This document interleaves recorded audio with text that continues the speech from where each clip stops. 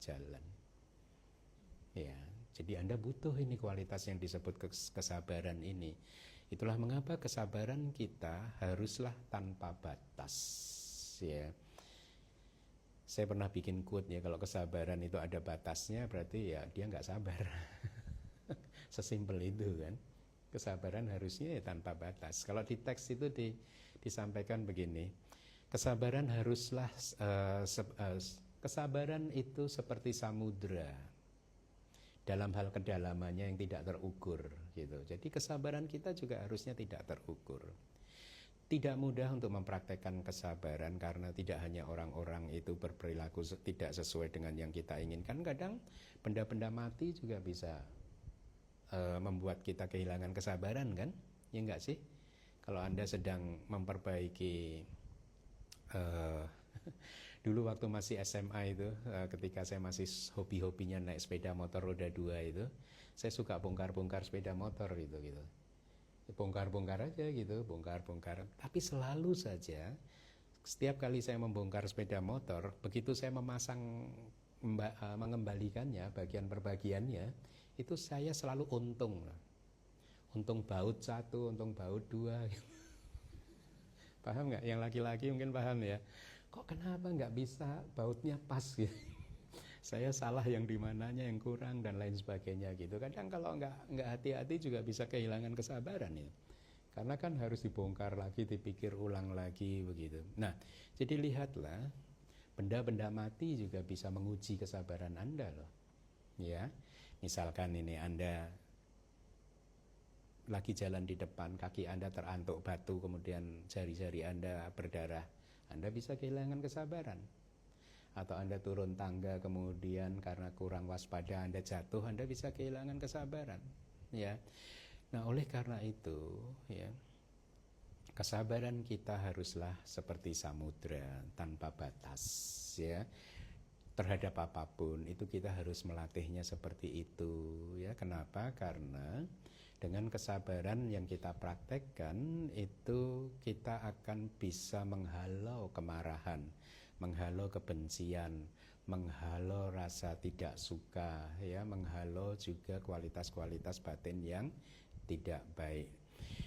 Itulah mengapa di dalam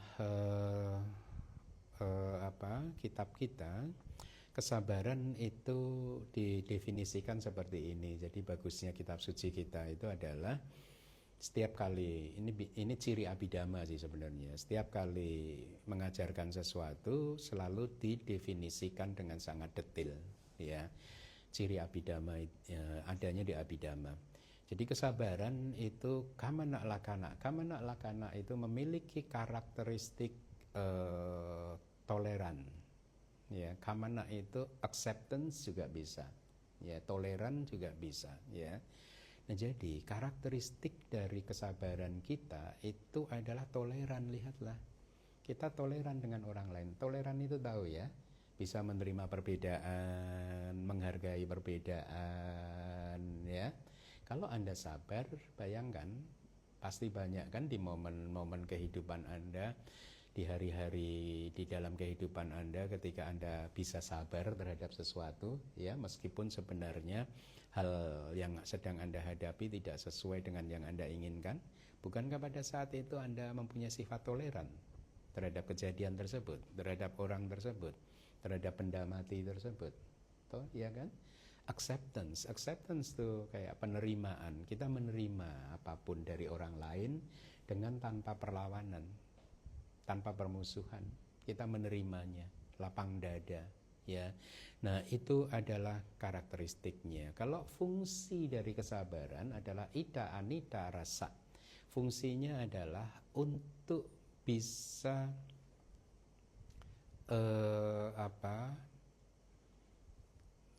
menerima sesuatu yang menyenangkan dan tidak menyenangkan. Ita itu sesuatu yang menyenangkan, objek yang menyenangkan, ya, kita tetap harus bersabar. Jadi lihat, dari definisi ini kita diberi petunjuk bahwa kesabaran itu tidak melulu berhubungan dengan sesuatu yang tidak kita inginkan. Terhadap sesuatu yang kita inginkan, yang menyenangkan pun itu juga kita harus bersabar, ya.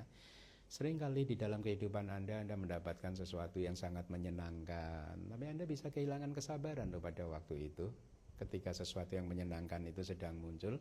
Kenapa? Karena ya sesuatu yang menyenangkan itu cepat atau lambat juga akan membuat suasana hati Anda berubah, dan ketika suasana hati Anda berubah terhadap hal tersebut juga kesabaran bisa saja hilang.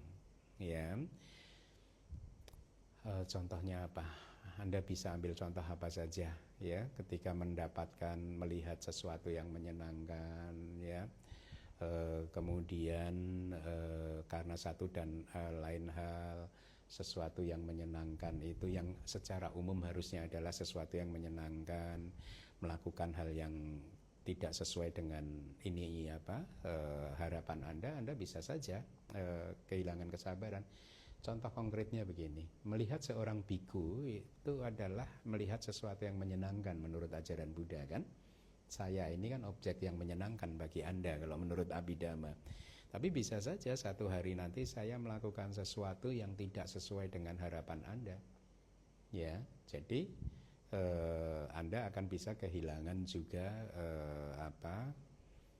respectnya kepada saya dan lain sebagainya ya. Jadi itu fungsinya, kita harus tetap bersabar terhadap apapun, baik itu sesuatu yang menyenangkan ataupun sesuatu yang tidak menyenangkan ya.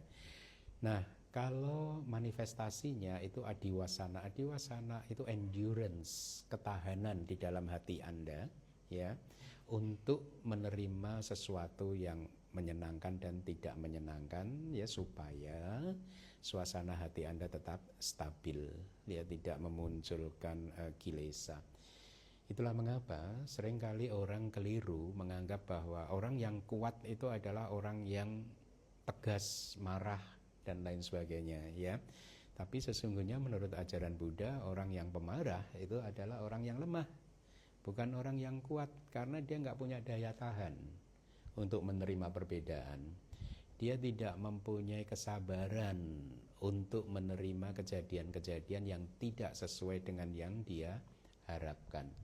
Nah, oleh karena itu, para upasaka dan upasika sekalian, senantiasa kembangkanlah kesabaran ini ya. Kita hidup di alam manusia ini ya, penuh dengan kesulitan ya, banyak hal berjalan tidak sesuai dengan yang kita harapkan ya.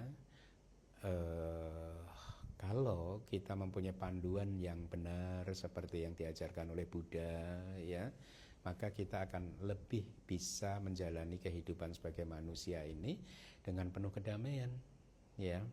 Seseorang yang nggak damai itu karena dia nggak sabar saja. Dia tidak bisa melihat sisi positif dari segala sesuatunya. Dia kurang acceptance-nya, penerimaannya. Dia kurang toleran terhadap kejadian di dalam kehidupannya, terhadap orang lain atau terhadap apapun itu gitu. Nah, manifestasi yang lain adalah awiroda. Awiroda itu non-oposisi, non-opposition gitu. Non-opposition ya, tiada perlawanan, tiada pertentangan ya. Makanya di teks juga disebutkan bahwa kanti, kesabaran itu seperti aliran air yang memadamkan api kebencian. Kesabaran itu seperti aliran air yang sejuk yang memadamkan api dosa, kemarahan, kebencian ya. Petunjuk-petunjuk yang diberikan oleh kitab suci kita ya, seperti yang baru saja saya sampaikan itu benar-benar memberikan pemahaman yang lengkap ya pada kita semua ya, sehingga kita bisa kemudian memahami apa sih yang harus kita lakukan di dalam kehidupan ini. Nah, sebab terdekatnya adalah melihat sesuatu sesuai dengan realitanya ya. Sebenarnya ini lebih kepada dalam bermeditasi vipassana, Anda melihat sesuatu sesuai dengan realitanya begitu, apa adanya begitu. Tetapi dalam kehidupan sehari-hari Anda harus tanamkan di dalam persepsi Anda bahwa segala sesuatu yang sesuai realita itu adalah tidak ada sesuatu di dunia ini yang baik 100%. Ada nggak sih di dunia ini yang baik 100%? Nggak ada kan, pasti ada cacatnya kan. Demikian pula tidak ada satu hal pun di dunia ini yang jelek 100% juga. Benar ya? Karena tidak ada hal apapun di muka bumi ini yang baik 100% dan juga tidak ada yang buruk 100%, maka akan lebih mudah kalau persepsi tersebut kuat tertanam di dalam batin Anda, akan lebih mudah bagi Anda untuk toleran terhadap perbedaan, menerima perbedaan, lapang dada terhadap kejadian-kejadian apapun. Ya, ya, saya pernah bikin statement kan, dulu karena ada yang tanya di kelas PS ya, saya agak lupa ceritanya, tapi mungkin kira-kira kalau teman Anda tiba-tiba selama 1 hari ini berbuat jahat, ya Anda harus bersabar. Tidak perlu kemudian Anda musuhi dan Anda vonis, Anda cap sebagai orang yang jahat seluruhnya. Karena dia mungkin jahat hari ini saja, kemarin-kemarin dia nggak jahat, ya. Dan besok bisa jadi dia tidak jahat lagi kan, ya. Kalau istri Anda melakukan hal yang tidak membuat Anda bahagia, bersabarlah. Mungkin hari ini dia sedang tidak baik, tapi kemarin-kemarin dia baik, ya. Kan ada itu orang memutuskan untuk bercerai hanya gara-gara tidak tahan dengan sikap istri atau suaminya, ya. Sehingga waktu itu saya ajak hitung-hitungan. Katakanlah kamu menikah sudah berapa tahun? 20 tahun. Selama 20 tahun suami atau istrimu berbuat tidak baik seperti ini berapa lama gitu. Terus yang berbuat baiknya berapa lama? Lebih banyak mana berbuat baik dan berbuat tidak baiknya? Pasti lebih banyak berbuat baiknya, ya. Jadi sudah cukup untuk membuat kita akhirnya bisa memaafkan kesalahan orang lain. Nah, itu adalah sebab terdekatnya melihat segala sesuatu itu secara objektif, ya. Nah, dari uraian yang sudah saya sampaikan ini akhirnya kita paham bahwa kalau kita sabar, maka kita bisa menekan penderitaan itu kan. Kita bisa meminimalkan penderitaan itu kan, ya. Kalau kita tidak sabar, maka penderitaan ada di mana-mana, ya. Nah, sering juga saya sampaikan kepada umat-umat yang menemui saya kemudian berdiskusi tentang kehidupan begitu. Saya selalu sering menyampaikan begini, orang-orang yang berbuat tidak baik kepada kita itu sesungguhnya adalah guru-guru kita, ya. Mereka sedang mengajarkan kepada kita tentang satu, kesabaran. 2, tentang sifat yang kita tidak boleh menirunya, ya, dan lain sebagainya. Nah, khususnya tentang kesabaran. Coba Anda renungkan sebentar. Kalau tidak ada orang-orang yang melakukan kesalahan pada Anda, bagaimana Anda bisa meningkatkan kesabaran Anda? Bagaimana Anda bisa mempraktekkan kesabaran Anda kalau semua orang di dunia ini sesuai dengan yang Anda inginkan, mengikuti apa yang Anda perintahkan, ya. Kita nggak bisa, ya. Oleh karena itu saya selalu menganggap bahwa orang-orang yang melakukan hal yang tidak baik terhadap saya, terhadap Anda, terhadap kita, anggaplah mereka itu guru-guru Anda yang sedang melatih kekuatan kesabaran Anda. Sejauh mana Anda bisa bersabar untuk tetap memaafkan dia, menerima dia, dan toleran terhadap dia, ya. Nah, jadi jadikanlah hal-hal seperti ini sebagai bahan perenungan. Satu hari nanti pasti ada saja orang-orang yang akan berbuat sesuatu yang tidak baik pada Anda, karena namanya samsara, ya. Kan Buddha mengatakan di kitab suci kan, ya, bahwa kalau ada apa-apa ini semua kesalahannya samsara, siklus kelahiran dan kematian. Selama kita masih berada di dalam siklus kelahiran dan kematian, akan selalu ada tuh orang-orang yang seperti itu, ya. Nah, jadi renungkan, oh ini dia guru saya, ya, guru saya. Jadi kalau ada orang seperti itu, Anda, oh thank you Suhu, Suhu Lai. Ya, dia sedang melatih kesabaran Anda. Dia orang baik sebenarnya. Ya, kalau Anda tidak lulus, dia akan terus datang. Paham maksud saya? Kalau Anda tes kesabarannya nggak lulus, orang-orang seperti itu akan datang untuk memberi pelajaran terus pada Anda. Tapi begitu Anda itu lulus dengan tes kesabaran itu, maka orang itu tidak akan datang lagi. Di mata Anda orang itu tiba-tiba jadi orang baik semuanya.